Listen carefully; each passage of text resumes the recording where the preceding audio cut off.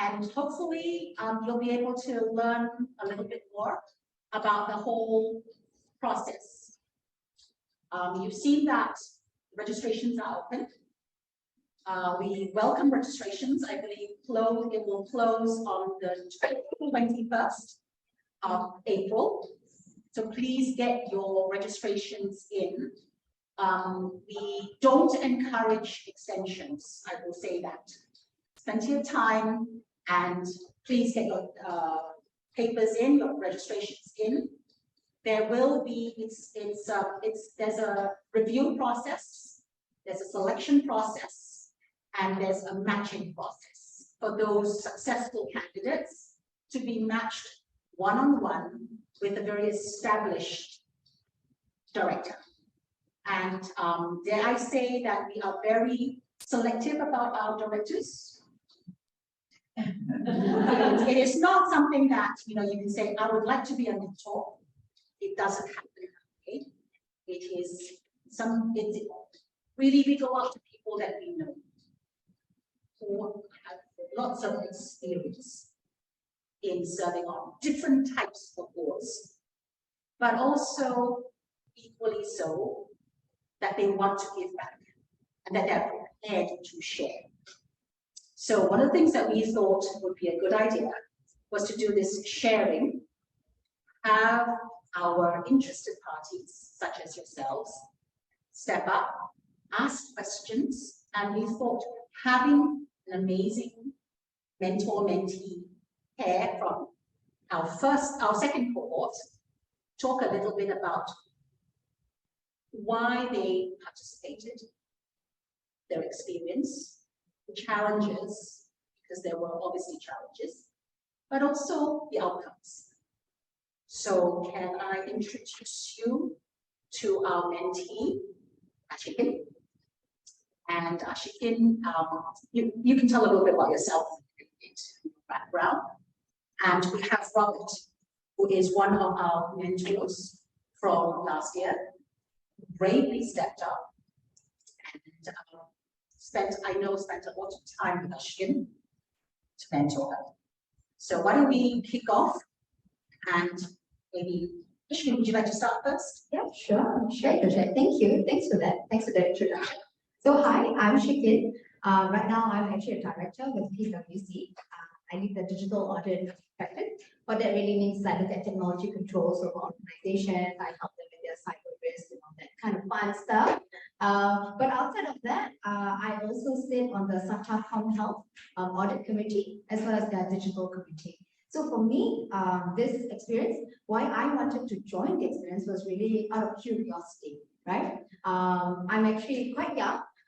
So I was a bit intimidated when I did get on board because quite a few of my peers were very much more mature. They've done, the 20 years in the industry. They know they are leading big teams. They've looked at P&L, and here I am, dealing with like just my small little team within PwC. So I've learned a lot, and then, like I just mentioned, curiosity was what got me. Right, I wanted to understand. I was very big on pushing the diversity agenda at PwC. I actually helped in terms of my thought leadership, in terms of the diversity of boards in Singapore. So there was already that excitement for me. But then I was wondering, why are there not more ladies on boards, right? Why don't I put myself in the field and try and get on boards? Then I kind of understand why this is happening. So that's the reason why I took the opportunity to get on this program. But what do you think? How about you? Why did you want to be on? Well, other than being invited. I was invited. Yeah, I met Georgia last April of May, at a 100 Women in Finance event over at UBS, and the topic was the same, about board representation for women. The first that I'd heard of the targets the government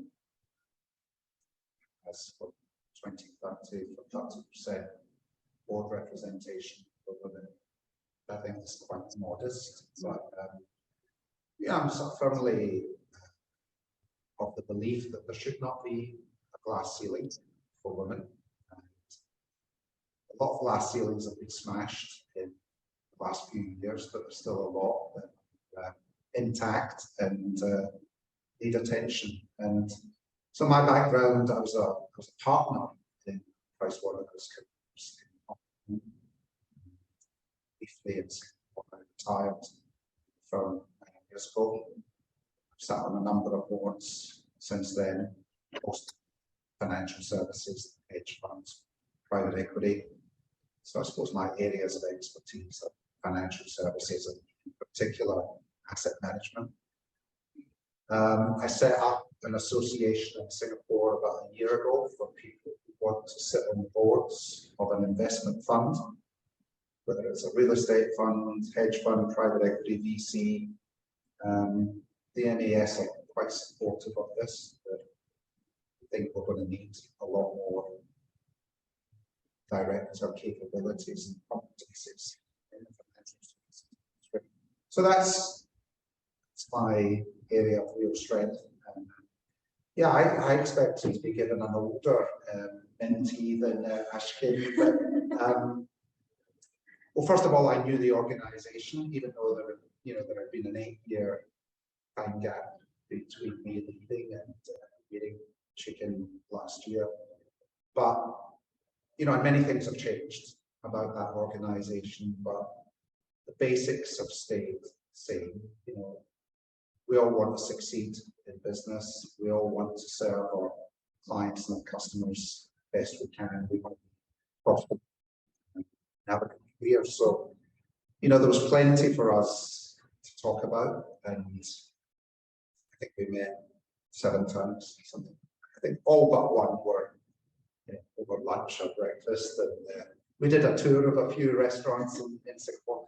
I think one was by VC last summer, and there was a lot to discuss, and I felt I've got 40 years of business knowledge that I'm happy to make a modest contribution to this overall objective from BoardAgender. So I'm happy to be part of the project.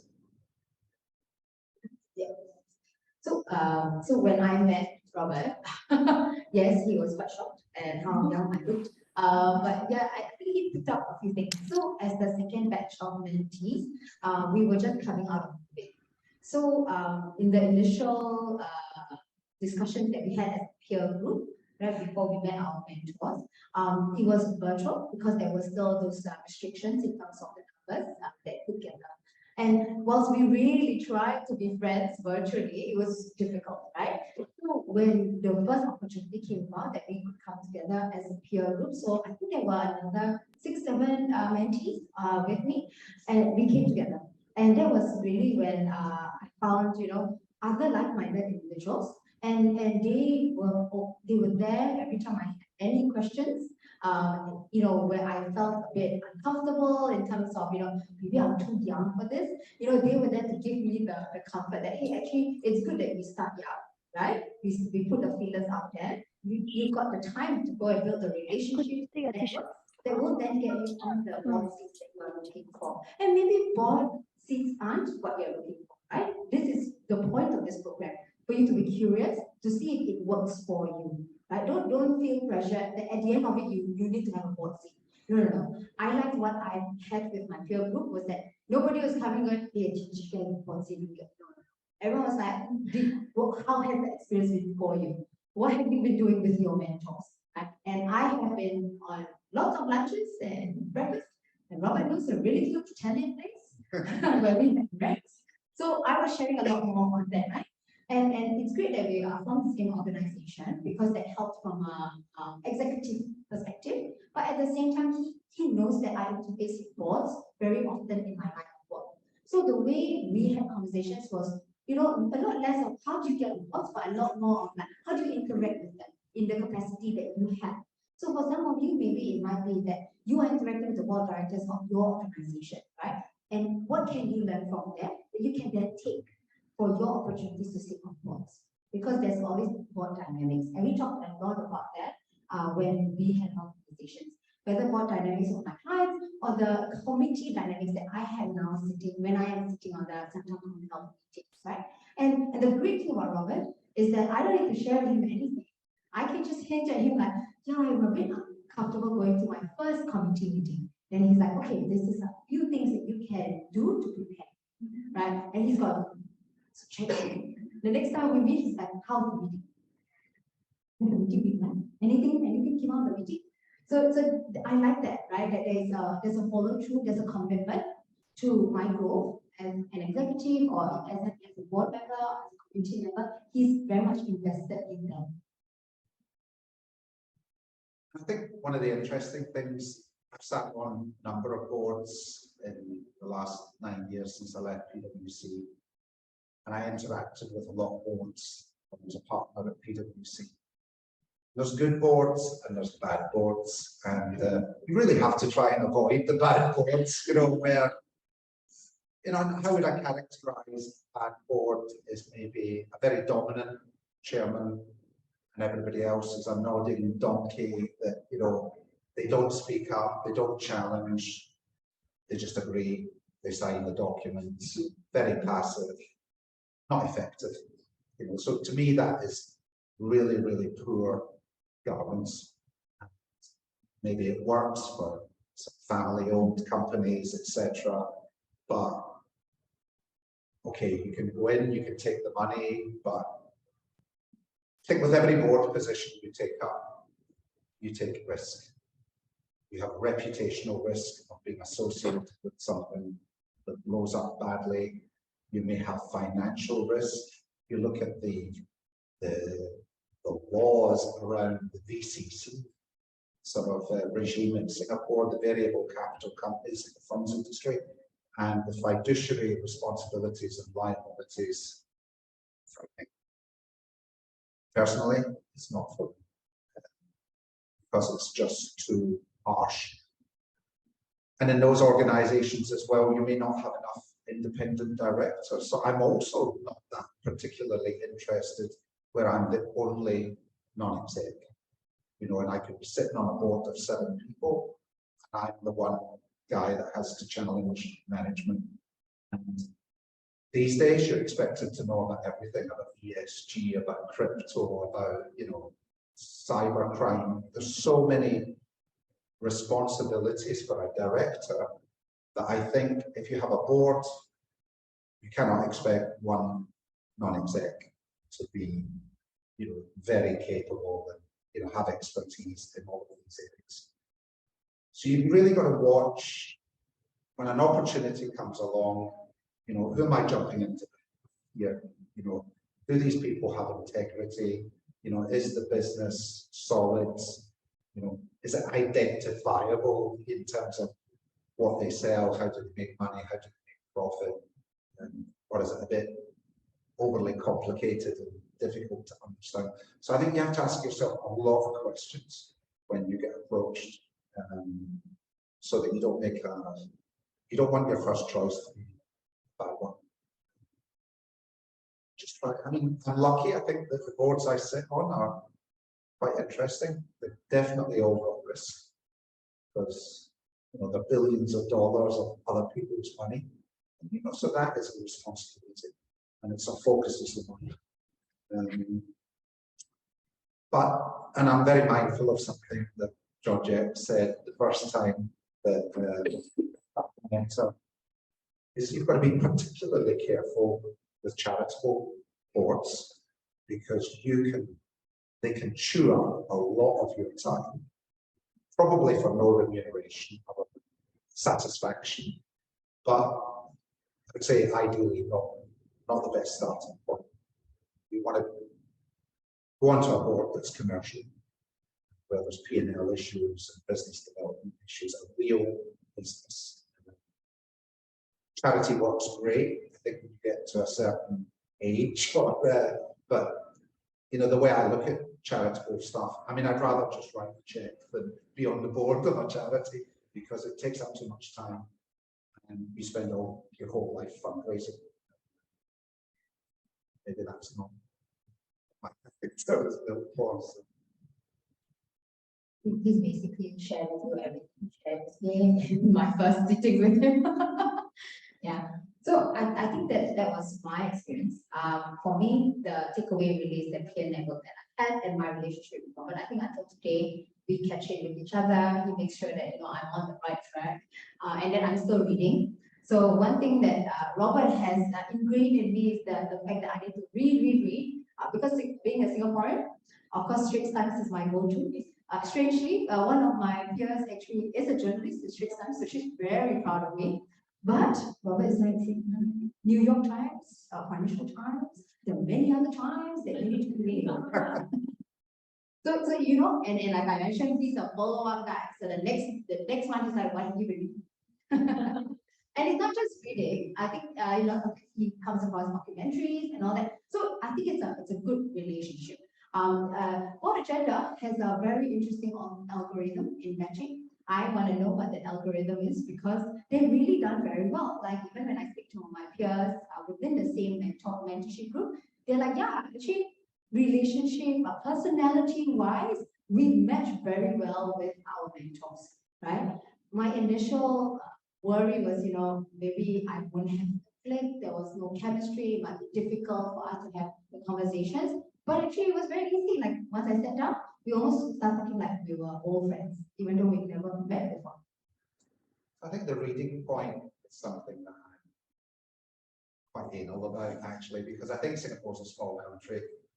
The success of Singapore relies so much on interactions with other countries, large and small neighbors, the US, China, and we don't operate in a vacuum here. And I think many of the businesses that I'm working are affected by international trade. Singapore's, I think works very hard at having good relationships with so many different countries, trying to stay neutral in some of the big geopolitical issues of the day. I think the government never tires of telling us how vulnerable we are in many ways. And, right now we're sitting in a place, we're a highly successful society here, we're a wealthy country. We have, I think, trying to position ourselves in a neutral stance. But I don't, certainly in my own job, particularly something like asset management, which is investing. To me, investing is really about two things: it's politics and economics. So you have to know what's going on. I give myself an hour every morning to flip through the newspapers. I don't read them cover to cover, but find some good articles that I watch them because I listen to people. I'm not full-time in employment anymore, so I don't have. I've got time. If I was a partner, until the house was, but I don't much. The non-exec experiences I've had have been invaluable. I really do much.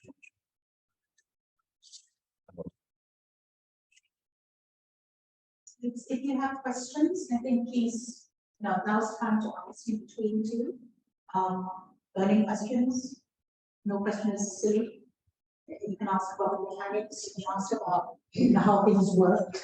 But also, if you want more details about the program itself, I can certainly answer them.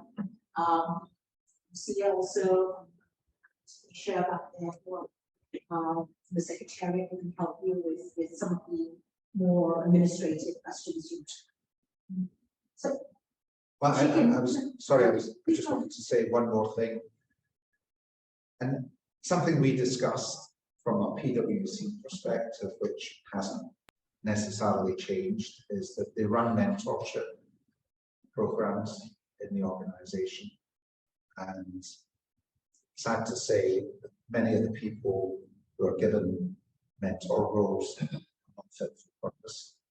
And there's a real danger in many organizations that the whole mentoring program is a bit of an administrative exercise, which it should not be. And I think it's important to find a mentor who is genuine, is prepared to make time, give even-handed advice, you know, gentle criticism, be interested, genuinely interested in somebody's career. And the mentor should not be looking for anything. So, and I like this program because to some extent it's a voluntary program for the mentors, and we don't have to do this, but we want to do it. And we believe in the, you know, the end game of female representation.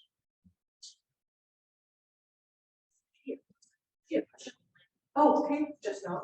If I can ask it, please ask the question. Yeah. The question is, what's the best way to do our due diligence of a company, especially pertaining to the people that we're working with? It is. There's only two for that question. Well, Due diligence. I think if it's a company that's new to Singapore, you might have to dig around a bit more to, there's obviously so much you can glean from the internet, but no company ever writes bad things about themselves on their web pages. I think if it's a Singaporean company, if it's an established business, then it's much easier because it's much easier to find people who have been employed by the organization before. I think when it's a new industry, and I think you know, something like crypto in the last 5 years, we've seen a lot of people jump into these jobs because it's been a fashionable industry. It's, you know, it's the talk of the town, but really, you know, due diligence probably didn't have a great deal. People would get excited about a concept, because the leaders of these businesses invariably very articulate, sales driven, and visionary, and a lot of people join because they want to be part of it. You know, I just use crypto as an example, but you know, one disaster. Awesome. At the end of the day, you know, I think when you're getting interviewed,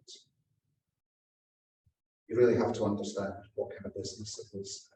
Again, it comes back to this: do you think people have got integrity? You know, what are the CVs of the people? You know, you can ask in an interview, what have you done before? You can Google people to see what they do. You know, they might have 5 tech failures, you know, in their CV. So it's, in some cases, due diligence is easy, and in some cases, it's fun. I mean, the very highest level, you employ an investigation agency, you know, to check people out. I mean, we did it loads of times, but that's at the very big corporate. Anything to add from a tech point of view? No, nothing there. Questions? Yeah. Look around the For sharing with us today. At least I've been volunteering various charities for the last 5 years. But I just felt that to hope the risk platform, maybe the city of Boston, there's a lot of challenges. Because a lot of criteria that these prior experience is about listed companies. So, you know, but then when we look at the listed companies, the number of listed companies are It's getting better, but it's a very slow process. so the phenomenon leads to the fact that then one lady that still get because she is the one that built that criteria. Yeah, the advice further how do we break through? Well, I think the rules need to change, you know, and I think the stock exchange has got a role to play in, you know, there's too many men who've been sitting on boards for far too long who need to come off. You know, I think once you've done 5, 7 years on a board, maybe you haven't got many good ideas. anymore, and we should really make way for fresher talent. And so, you know, there is a 9-year rule, I think, for listed companies, but the sort of situation that you've just described is really a captive market for men that men can just, you know, revolve around different boards. And, you know, it's not, at least, you know, if the government's genuinely got an objective of 30% representation by 2030, then these, whether it's the exchange or the NES, they need to do change. Right? And also like initiatives like BoardAgender, right? So there are many of these initiatives that are trying to push the boundaries of gender diversity on boards, right? So I think your first step coming here is a good step, right? And getting on board this program, you then build that network, right? I think with board appointments, like as much as we want to say, you know, networks, we should move away from there. We should find the best suited candidate for board positions. But networks are very important because at least your name gets out there for the consideration, right? So I think getting on such programs would be a good first step for this. In many instances, it helps that you're a known entity. And that's where the mentoring comes into, because then you start to break into that space. The mentor can introduce you, can recommend you to maybe not serve on the board, but some of the committees and the subcommittees of those committees. It starts there, and then you build your profile. So again, being seen, you know, taking positions in even industry events, speaking on panels, doing interviews. That's the part of that profile building, the brand building of yourself, which you should be investing no matter what. I think in your case, I don't know what charities that you work on, but there will be people on these charity boards, hopefully, have some connection and can recommend you for positions, but the rules need to change. I think the rules here today are a bit like the UK 10 years ago, when, you know, the elite just, you know, circulate amongst different listed boards. You know, it's been smashed.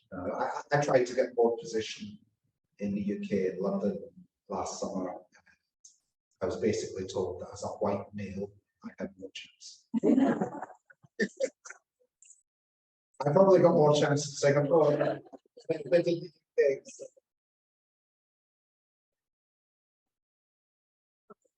Yes. Yeah. When you talk about the amount, city potential how much is that transport and what we did. Well, I think, you know, your DNO probably covered you. The question is, how many times can you use your DNO? I would suggest once. Or, I think it's just the way, in that particular case, it doesn't make sense to pin that level of liability on directors. This is something I'm talking to the NES about, because it will discourage good people from coming forward to serve on these boards, so it becomes a deal breaker in some cases. There's always people that can do it. I mean, and the other thing I would say about board positions is, in certain cases, it is about giving back. So say in your charity cases, you know, if I'm working for a multi-billion-dollar entity, I expect to be paid properly for my time putting my directors list. And I think directors' fees are a bit more in Singapore. That's another message I've given to the monetary authority, is if you want high quality boards, pay people, good people, to put in time, effort, to be robust directors, active members of the board, rather than passive. And I do think some people are passive because they don't get paid much. It's almost, you know, one feeds off the other.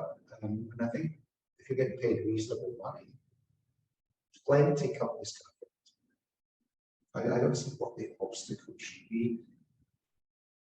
There was a big Hong Kong conglomerate also that I approached, what I know one of the very senior people there about board positions.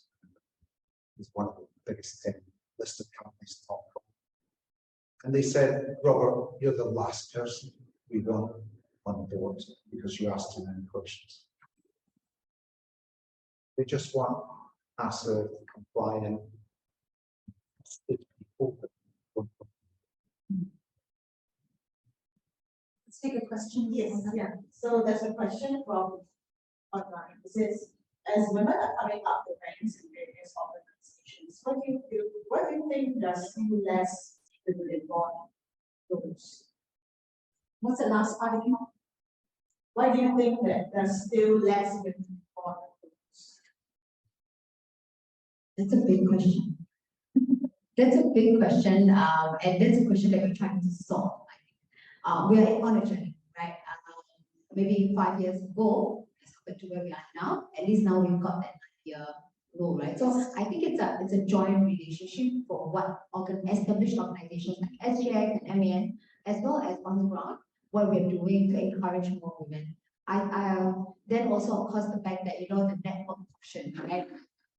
When I mentioned it's who I know and how I get, right? But I think we currently are at a good position where everyone is looking at helping push the boundary. Nobody here is going to deny the fact that a diverse board makes better decisions. Nobody is going to say, no, she cannot do this, right? So I think the good thing is that we've gotten there, but there's a long way to go. I don't have a direct answer as to why there's less women, but I think there's many factors and we're trying to resolve it. I think the data that I would like to see, say for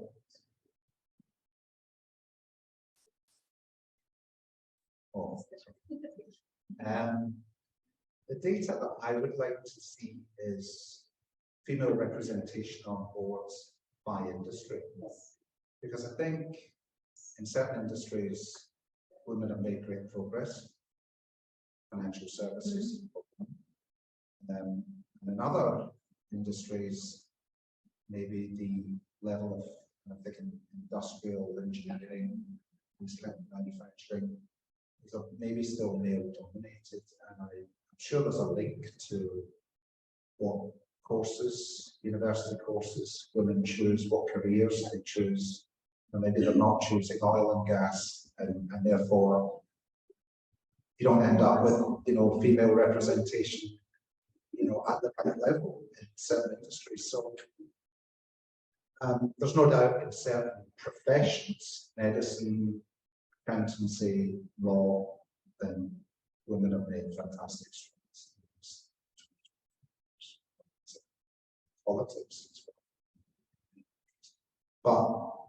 But it's more the heavy industrial stuff, I think. Maybe there's no reason why women wouldn't do engineering, degrees of joining large corporates. But historically, it's not happening.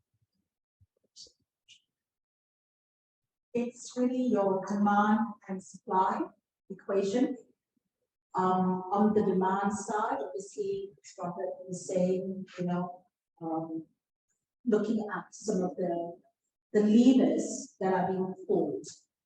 You mentioned that the 9-year rule, right, on board terms, but also the new ESG reporting that needs to be put in place for listed companies. That's only for listeds, not the other categories of other commercial, family-owned businesses. So there are levers being pulled on the demand side. What we're trying to do really is on the supply side, to build up a real credible pool of women who are board ready, we believe are board bound. And these women should be prepared to step up if invited forward, and after due diligence or checking out the board themselves, the business, if they feel it works for them, and they feel they can make a difference, and not just as what it said, nod and agree, then we have a pipeline. And that's really what we're trying to do. One small cohort. That's why this program is brought about once a year. It's not a big program. We can ask whether we can scale it up. I think it loses its value, you know, if it's on a large scale. And I think, Ashwin, you mentioned part of the benefits is when you've got your cohort, you can rely on each other, you can turn on each other, you know, for advice. And Georgina, you were in the first cohort. Do you want to speak to that a little bit? Well, I had a very good experience. We still get together in the morning and the mentees. And I have a lot of people that tell me myself regularly, well, once a month. And it's and it's considering putting it forward whatever it comes. So I would say that it's very important to get up. The second thing is that because the work is tell people to why I want it and give them brand. Because that brand really is something helps you to your reputation. I remember when I talked to one of the companies that Karen says, Karen was one of the, together with Georgette, is, you know, she was the chief institute. Yeah, created that program. And they came and told me, Julia, whatever you do, don't stop your friend, because you've got to be known. Because that's so. Want to take another question? Yes. There are questions, actually quite a few questions online. Let me ask. We have I'm interested. The question that is here? Okay, it's one of the questions. It's great to have gender championing the cause, establishing an ecosystem. What do you think will continue to be critical success factors to sustain a support system for women directors, those aspiring to be one? I'm going to try to take a step back first. I mean, I do think that if the rules change, it'll open up a lot of board positions. But, you know, the other factor is, you know, will the stock exchange continue to be successful? And, you know, a lot of companies now choose not to list. So, population of directorships is vast and much greater than just the listed. So I think this program, as Georgette said, you know, there's only a limited number of people that can undertake the program in a year. That may not be enough really for the supply side. Ladies that want to do this program. And then I would probably go back to you, Georgette, to say what happens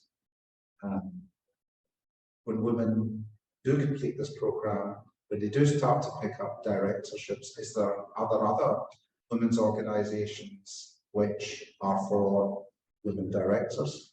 I think I mentioned to somebody earlier, I run an organization for male and females that want to be directors of investment funds, and it's about 60-40 so far in terms of the membership after the Mentee. But we're quite delighted that 40%. I think it's something that we have to think about as we start to build critical mass very, very slowly. And I will tell you that we take 10 candidates each year. We match them one-on-one with 10 very seasoned, very established directors. That's why the intensity of the program. It's, and you can speak to the prep that's required of you, right? It is a commitment. So I think, yes, we do have to start to think about when we grow this pool, how do we get more of these women known? How do we build them and put them forward? Very often we have organizations that come to us and they say, well, I'm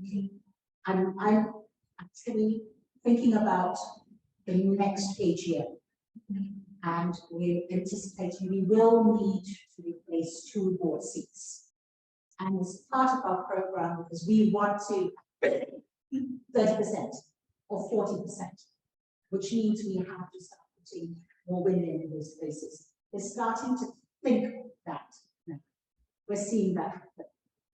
But again, it's a bit of a slow process.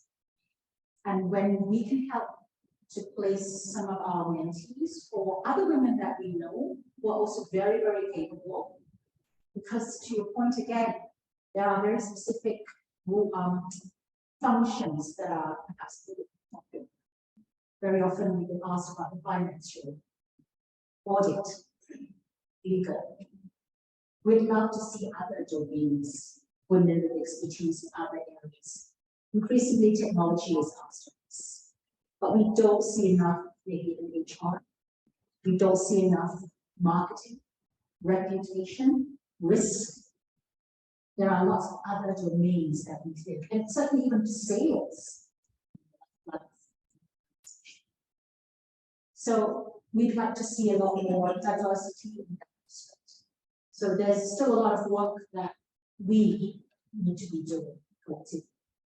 But these are our baby steps moving in that direction, which also means that the women that we look at from the candidates become very wide and diverse backgrounds, just as our mentors have very diverse. And just because you're a lawyer doesn't mean that you're always going to match you with them. It doesn't. In fact, we may intentionally not match you with them, so that you start to think about other spaces and get other advice beyond the income frame. And the question is here. Okay, yes. Thanks for answering a lot of those queries that I had in my mind. But I do have one very fundamental question relating to the program itself. You did mention the program, intention behind the objectives and the purpose and how it match, and that's all good. BoardAgender do have mentor-mentee program years back, but it didn't really pick up momentum. So just a very simple question: is there a very structured program in place where every time the mentor-mentee meet, they have certain topics that they have to cover, or is it a very free flow, flexible format? So it is a structured program, but it has flexibility built into it. So as mentees, the first thing we will do is understand what mentorship means. So there are sessions that are run by the BoardAgender team that brings us all together, help us understand what mentorship means. Because I think sometimes you get confused with coaching, sometimes you get confused with your work relationship and friendship. Exactly. So there's a lot of confusion, but the base is what mentorship means. The second bit that in terms of structure perspective is they also go through I think a quicker course as to what it means to be a mentor. Right? So when we meet, there's already that understanding. And as part of that program, you actually have objectives that you need to set for yourself. So what do you want to get out of this mentorship relationship, right? So when you meet with your mentor, then you can talk through, like at the end of this is what I hope to have achieved. And that is what guided our conversations as well. So before we even started, I had sent across to him, this is all the things I want to cover. and we try to hit those. So it doesn't mean that in the first sitting you'll hit everything. You can hit it across, and sometimes life happens to you, right? And some of these factors come up a bit more. Then those conversations are what dominates the conversations that I haven't been had. Yeah. On top of that, there are events, so we have sessions with, for example, nominating kind of companies. So your headhunters from a non-profit organization perspective as well as a for-profit organization. So we have those kind of conversations as well. So we do meet with these people. We don't normally have access to these people, but we do through the group. So I like to think that there is structure, good structure, but flexi as well. We encourage, part of the structure is that you try to go at least once a month. Yeah. But I know that this very often it's more frequent than else.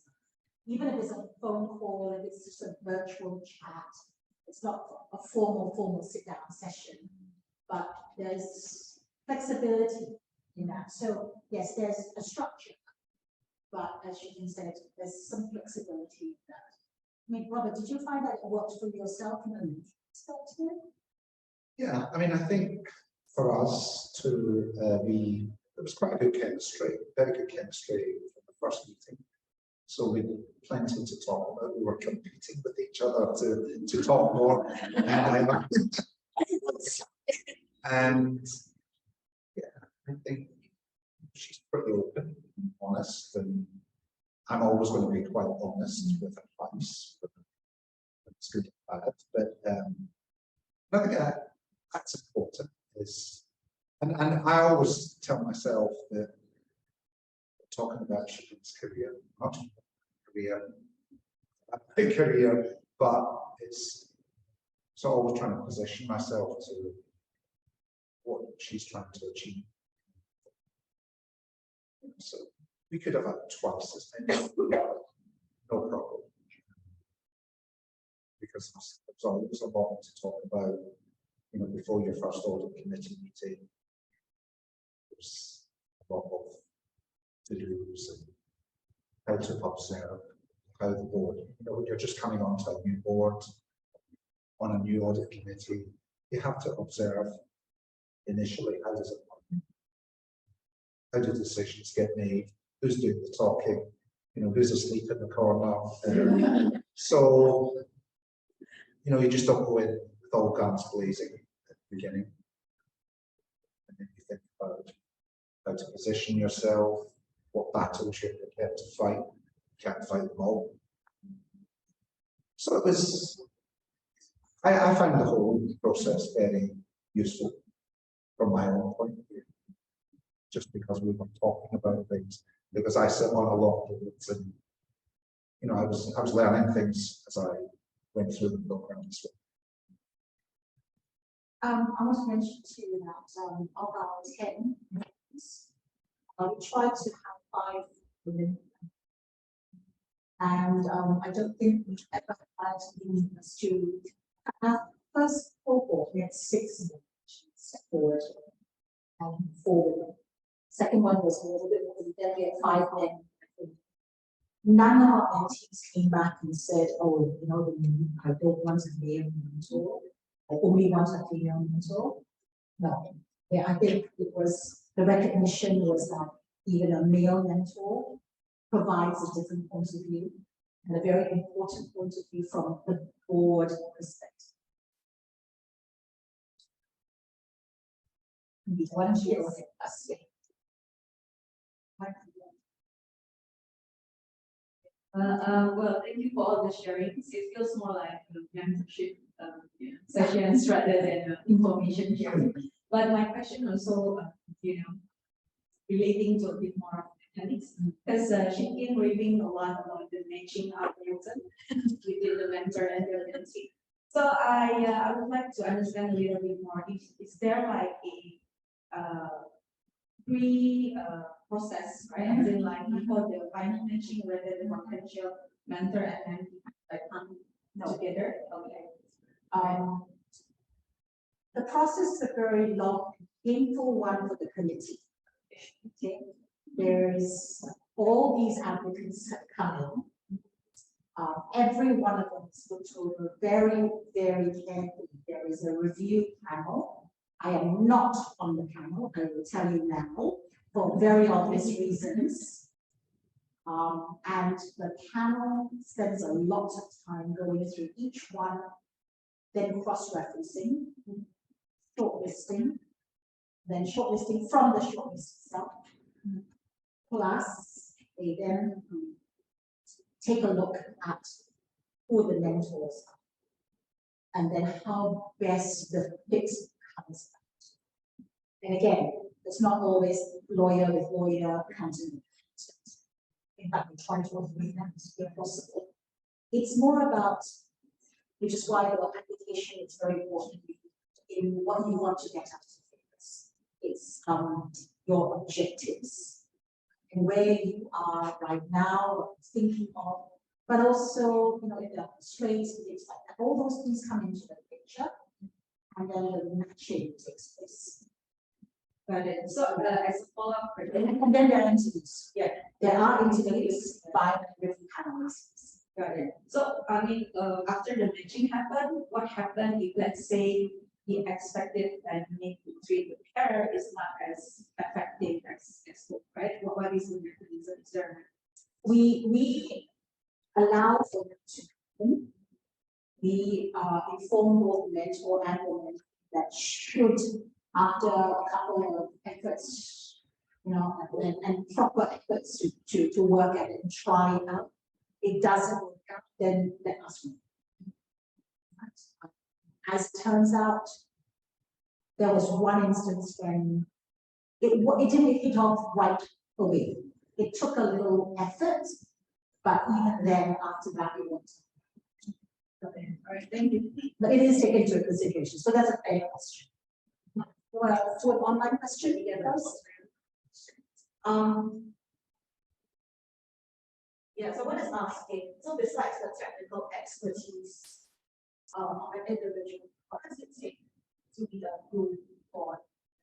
What is the scope of work, as well as the time required for doing such a work? What makes a good board? Well, well, I've talked about different types of board members, but I think if it's a sort of meaningful commercial role, during the interview process, you should be told approximately how many hours you think you will have to devote. We will talk about money, and there will be a red flag straight away if the hours are too low, given potential complexity of the business. If the money is too low, I think it's also a red flag, because they clearly don't expect you to do much. So what makes a good board member, I think, is to put in an appropriate hours, and to see that the governance that's in place, the number of board meetings that take place each year, the quality of the board papers that you should be receiving a week in advance of the board meeting. So you can ask all these questions in the interview to understand, how serious is the organization? Do they really need non-exec directors for the voice, or are they fulfilling some checklist requirement to have a couple of non-execs? And for me, I'm not really interested in that sort of passive nominee type role, but other people are. Other people embrace that because they don't want the hassle. But yeah, I'd rather get a bit more involved, and I think you've got to have a voice. You can't sit there and listen to a chairman or other directors talk rubbish, make bad decisions, especially anything that's starting to get close to illegality. So I think you've got to be mindful. You've got to be able to speak up and try and keep the board on the journey. If it's easy, you've got to try and do the right things. And I think if you're not being listened to, or if you think the risks become too high, then you resign.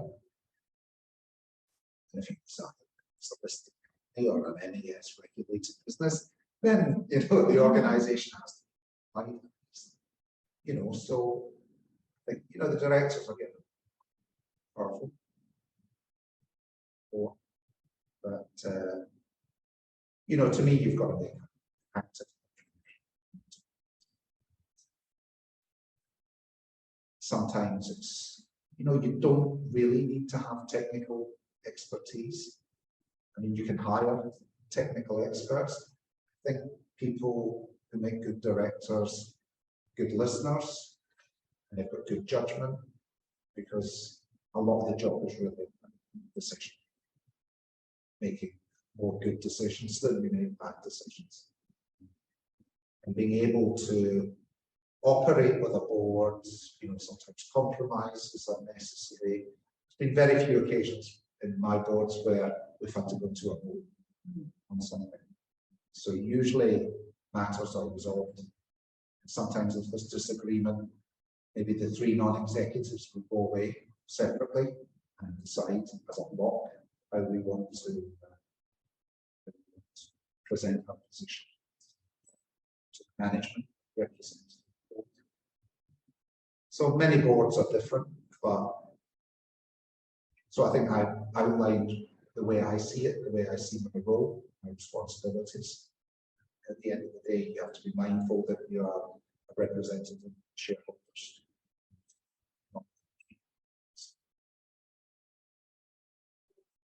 Another question from the floor here? Oh, let's try.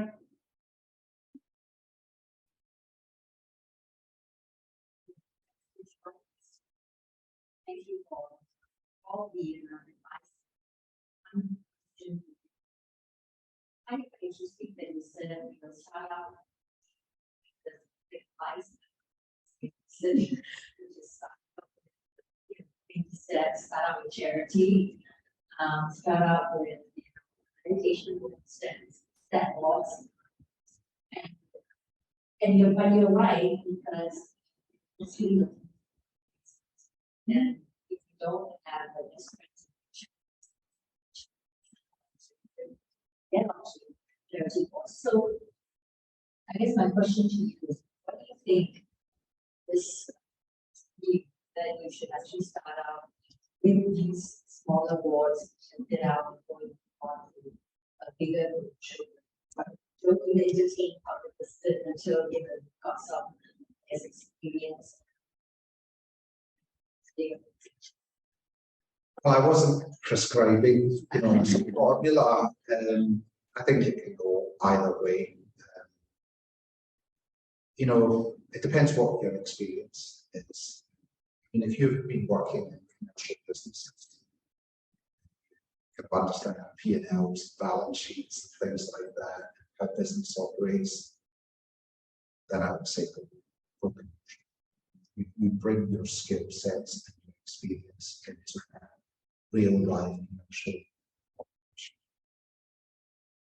And I've never sat on a charitable board or a school board or anything like that, so I don't have experience of it. But I'm not sure if there maybe not enough for me personally. So, but obviously, you can understand why people say cut the teeth. Maybe the boards might less liability. Still, You could still have it. You know, we've had frauds here that have taken place in membership clubs and churches and things like that. So, you know, at the end of the day, frauds are a bit of a sniff test. Yeah. And that's where, you know, directorships stand for. You know, if a fraud takes place under your watch, then, you know, you could be, yeah, fraud can take place in church. Famous one year in the church. So there's, you know, you can't really say anything to be safe environment. Quite frankly, I think you've just got to have your eyes and ears open and accept risk. You know, it's a question of how much risk are you prepared to accept for what we're I will comment on what you said about being invited to serve the board because you're able to fundraise. I think it's one of the things that some charity boards, non-profit boards look for, but it's not only. These days, the code of governance for charities, which is now adopted as a commission of charities, does require that you look at the board very carefully, your board matrix, making sure that you have the proper skill sets that cover all the necessary. So not just the I am an influencer, I attend a lot of parties and balls, and I can sign checks, checkbook marketing, donations. It's one element, but that's not the only. So, yeah, you might see one or two persons, I won't even say women, I'll say persons, who may have better connections for fundraising, and they may sit on a fundraising committee, but you won't find a whole board of fundraisers. That just doesn't work. Any other online questions? Okay. Okay. Often the listed companies take in a board with no experience. How do we increase such a chance? No experience. Yeah, no experience.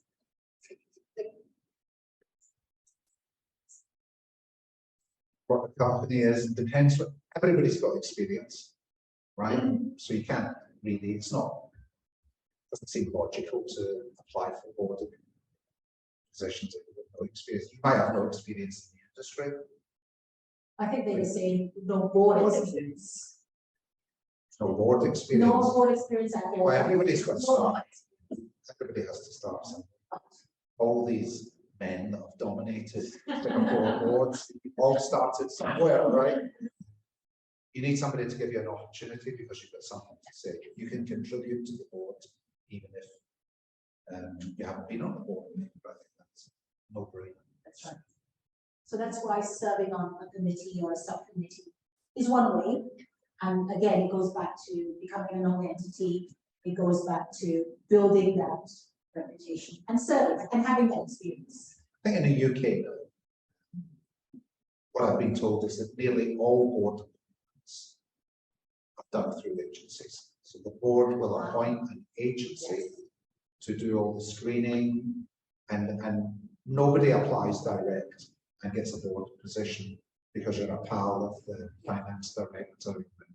So suppose a men's club type of approach to filling board positions has largely been eliminated, certainly from larger UK companies, and so there are specialist agencies who are fantastic. And I don't know if that's the case. I don't believe that's the case. I didn't know that she had passed that that's the case in the UK. I knew they were talking about it. I think it's not a law, but it's just best practice. Best practice, and everybody, there is a code of conduct, governance, best practice UK listed companies. So, if you want to avoid criticism, you use the agencies. Question there? So, yes, just a quick question. You referred to obviously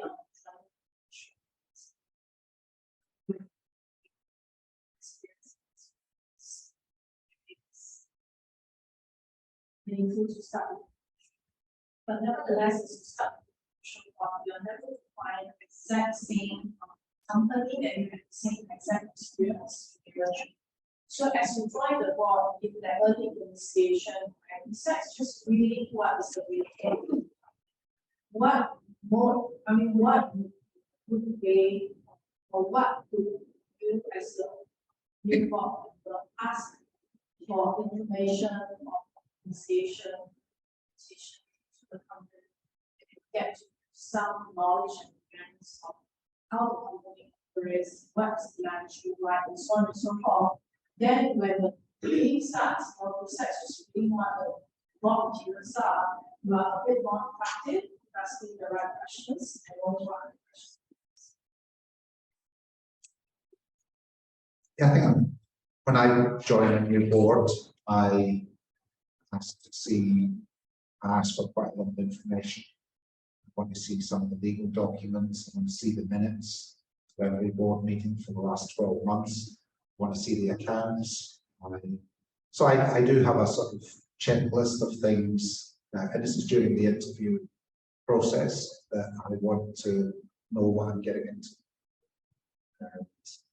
At the end of the day, even if you don't have the experience, if you have good business sense, then you can be an asset to those boards, right? It's not about, you know, they've already got people running their own business, but for somebody who's had a different experience with a different company and different approach to management can come in, and it's amazing the number of times you can get easy wins. Yes. Just because the new person coming in has maybe come from a better run, better managed business. Therefore, can bring ideas into this new board quite quickly. Thanks for sharing. I really enjoyed hearing all the inputs here from you. I want to ask you for the program itself, right? So obviously you matched with talk, and the majority of time you're spending a lot of time with the time mentor. Will there also be opportunities for the networking or the additional sessions that the mentees could have with the other mentors or also the program? That's something that we're actually looking to try to do. We weren't able to do that for the first two cohorts.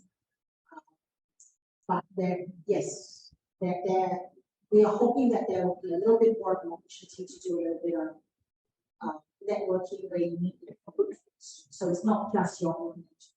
But it's not a situation where you will be spending equal amounts of time. Sure. Yeah, I think because as the network grows, both the mentees and also experiences will be very valuable to be part of it. And which is why it's always good that we always try to include our first mentee group, second mentee group, and wherever possible, we include our mentors also. But we recognize that they're all very, very busy. So sometimes always the time. So if we ask every year the batches of all the mentors, the mentors will refresh. In some instances, we find that our mentors are happy to step in again. And sometimes they say they're happy to take a break and then come back later. Thank you. One more. That's last question, really? Yes. Sorry, there's one more. Okay. Oh, that's okay. Hi, I'm Jean. I want to ask, first of all, we talk about identity and how to create the company. Once you're on the board, we know what is the kind of method to get this. Well, you have to be able to get any information that you ask for as a member of the board. So if you feel that you're attending board meetings and the information that you're given is flimsy, if you don't think there's adequate discussion around financials, you ask for these things. If you don't get them, I would say you resign. Simple as that. And you have to, or maybe it's too late. Maybe you know the implosion already happens while you're on the board, and then you've got a decision as to whether to stay and try and work it out from the inside.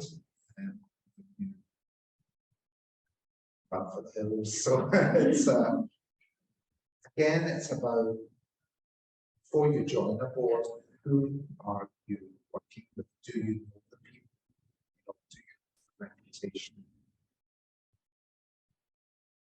Is it some us talking there? So so there's kind of red flags. Is that an established business? Is that a new business? Is that a profitable business? Or is it a loss-making business? If it's a profitable business, is it identifiably profitable, or slight accounting that's going on? So you have to think about the industry. What does the company actually do? Does it make sense? Get hold of their financial statements. Who are the auditors? What are the difficult areas in the accounts that could be manipulated? Doesn't totally require accounting skills, because the way financial reports are set out, the kind of riskier areas tend to be set out in financial statements. If the auditor's report is not clean, if the auditors are flagging concerns about growing concern and things like that, then you don't touch it. And always make sure that, especially for non-profits, that there's board insurance. Okay, that's just a given. I mean, certainly commercial entities, that's not an issue.